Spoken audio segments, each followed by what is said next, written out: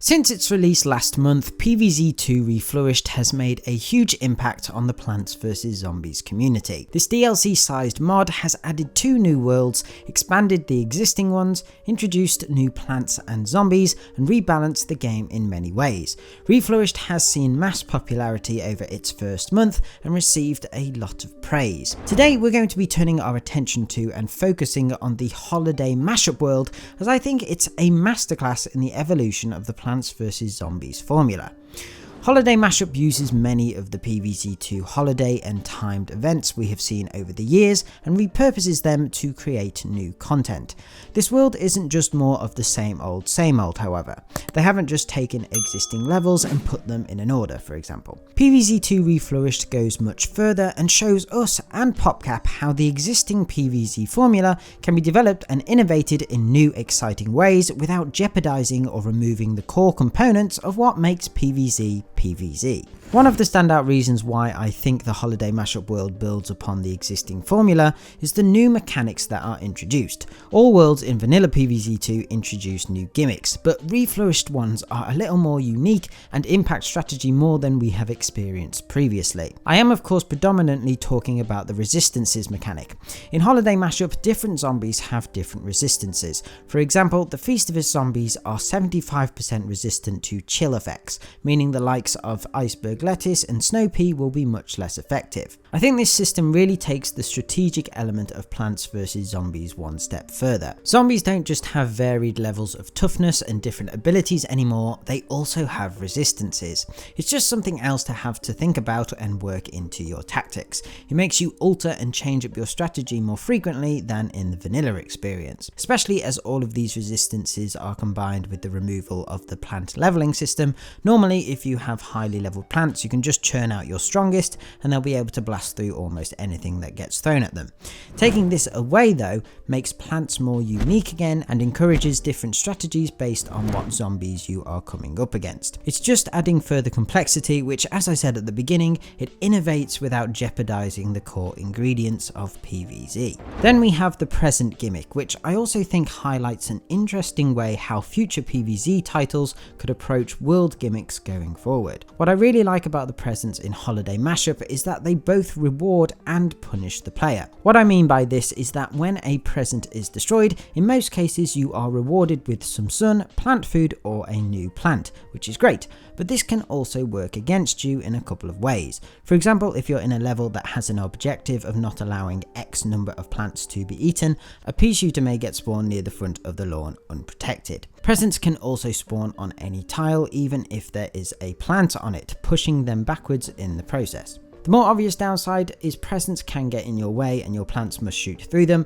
They don't have as much health as gravestones do in Dark Ages, for example, but it can still be a problem. Finally, zombies can use presents to their advantage too. The birthday's troglodyte can push multiple presents across the lawn that can cause some big problems very quickly. I just think this is a different way at looking at in-world gimmicks that don't make them just an obstacle for the player, they actually offer advantages also. Another mechanic that encourages more strategic thinking is the holiday drinks that can buff zombies. We have of course seen a similar system in Dark Ages with the magic potions, but holiday mashup offers a larger variety of drinks. Buffing items are a really nice way of making basic and weaker zombies that little bit more interesting and still a potential threat. The typical brown coat is a great example. We often take the enemy for granted as we know we can take it down with ease, but suddenly in this level for instance, where the holiday drink increases zombie speed significantly, you must make sure you have plants on your team that can get in the way of or take down a zombie quickly to prevent disaster. So again, this adds more unpredictability and excitement to levels. Sometimes you will just have basic brown coats to deal with, but other times the drinks can cause you real nightmares, making you have to think more and change strategies more often.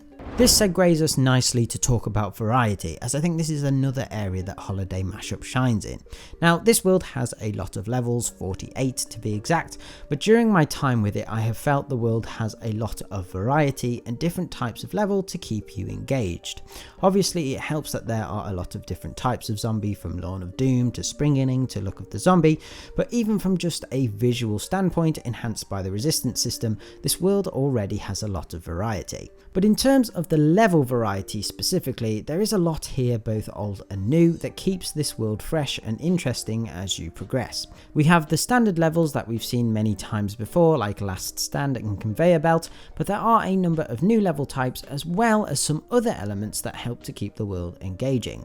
Like the current version of Plants vs Zombies 3, there are some levels in Holiday Mashup that restrict the number of seed packets you have available. The main difference, of course, is you are still able to choose what those seed packets are in Reflourished. Whilst there aren't many of these levels, it does add more variety. It also sparks many ideas of how levels could be changed up in the future. How about a level called Double Trouble that has 8 seed slots available, but each plant you choose is doubled, so in theory you can only choose 4 plants. Alternatively, what about a level called One Plant Army, where you have to choose 1 plant but you get 8 seed packet copies of it? There's also some silly things in here that add variety. Plants vs Zombies is wacky and funny at heart, and sometimes it's good to do things that don't necessarily add anything more to the gameplay itself, but do add to the entertainment and fun factor. Take the big-headed zombies that just look hilarious. There's no difference in how these zombies behave, it's just something silly and very PvZ that I think can go a long way for players' enjoyment.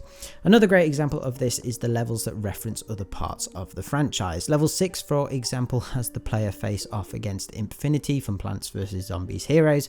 All the zombies have PvZ Heroes outfits on, and it's just a fun time for everyone involved. Well, apart from the zombies. But again, PvZ has so much lore and history that these types of things are appreciated by the fans. Not everything has to be a challenge or obstacle, not everything has to be made for any other reason than to make the game entertaining and fun.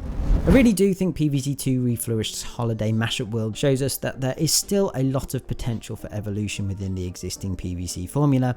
PopCap have been known in the past to be great innovators, taking the franchise to many different genres, but it doesn't mean that they always have to reinvent the wheel completely, especially given the current situation. There's much that can be done to create a sequel to PvZ 2 that takes what's already there, enhances it, but doesn't affect the core mechanics we love. Unfortunately, this seems to be the opposite for PvZ 3 at the moment. Holiday Mashup isn't perfect by any means, nothing ever is. I know a lot of current criticisms from the community are related to the balancing of Reflourished, which, as we know from previous PvZ games, is a very difficult thing to get right, but it doesn't change the fact that there are many things that have been introduced that show us there's room for growth to make the game more strategic, interesting and varied. Ideas like the resistances could be taken much further, but I think this is a masterclass to show that the current PvZ formula has a lot more to give without trying to start from scratch, which so far hasn't been received too well. Anyway guys, that's about it for today's video. Let me know your thoughts in the comments below, but other than that, remember to hit those like and subscribe buttons, turn on notifications, and if you would like to support the channel further, check out my Patreon page by clicking on screen or through the link in the description.